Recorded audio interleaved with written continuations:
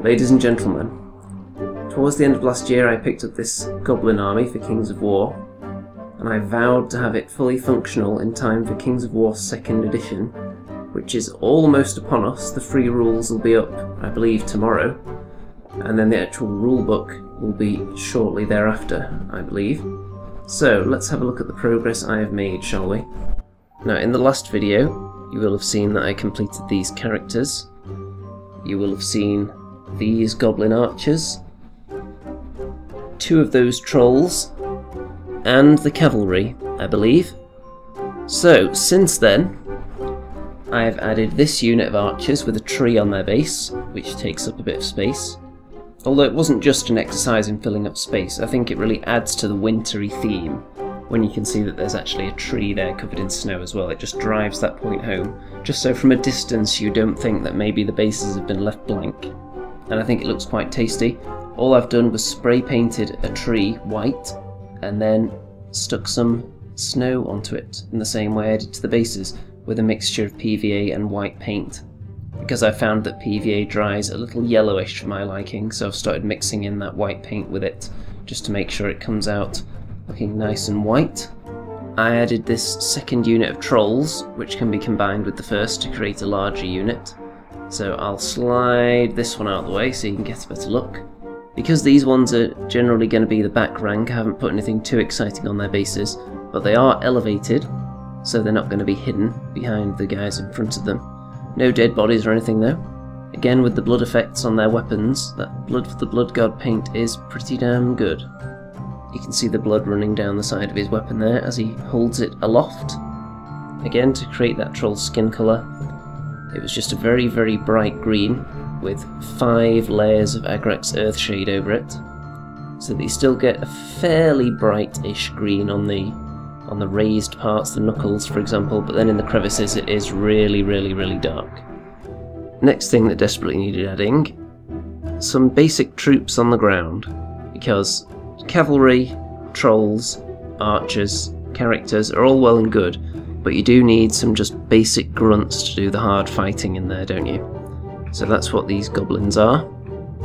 Now, the Mantic Goblin Spearmen, they have plastic bodies and the spears and the shields are metal. So I drilled a hole through the body and then ran a pin through it, sticking out at both sides to attach the 2 arms.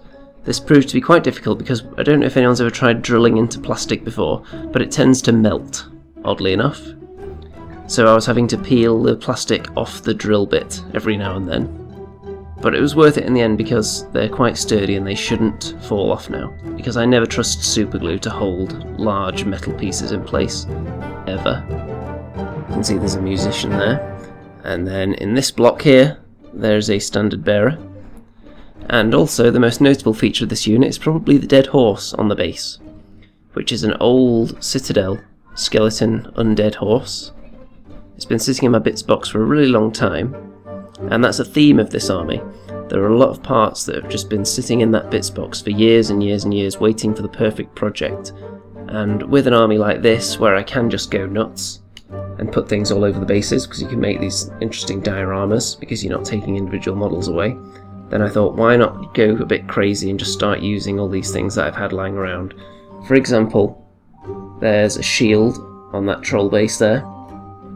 I've had that for a very, very long time. I think that's off some old skeleton cavalry back in the day when I had an undead army for Warhammer before my current Vampire Counts army, which is, oddly enough, mostly Mantic models. But I really like the way this horse came out. It's only half the horse body. It's got the entire head, so I'm going to use the other half of it for something. The other rib cage and a couple of legs. I'm sure I'll find somewhere to use those. I wasn't sure exactly how to go with the covering it in snow idea, because I didn't want to completely cover up the fact it was a skeleton, because if it was just completely caked in snow you wouldn't really be able to see what it was at all. So I decided to make it look like maybe the snow had started melting off the sides, or perhaps it had been recently uncovered, or perhaps the snowfall was fairly recent, so it hadn't completely been buried yet.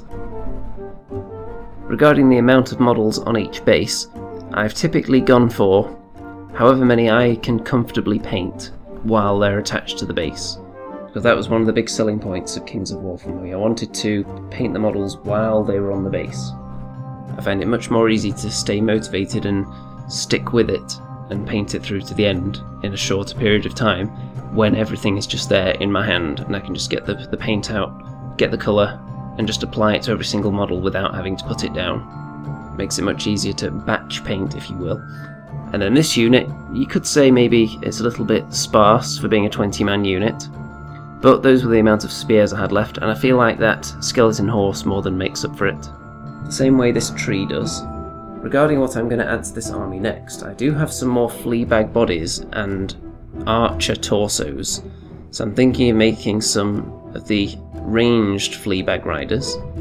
Also, there's something rather large which I'm waiting for at the moment, so I'm not going to tell you exactly what that is, I'm going to leave it as a surprise. So with the 2nd edition rulebook just around the corner now, I'm looking forward to start getting some games in of this. I've been waiting for quite a while. The army's just about ready.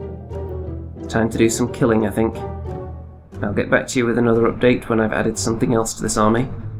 It may just be rather large. Ta-ta for now, folks.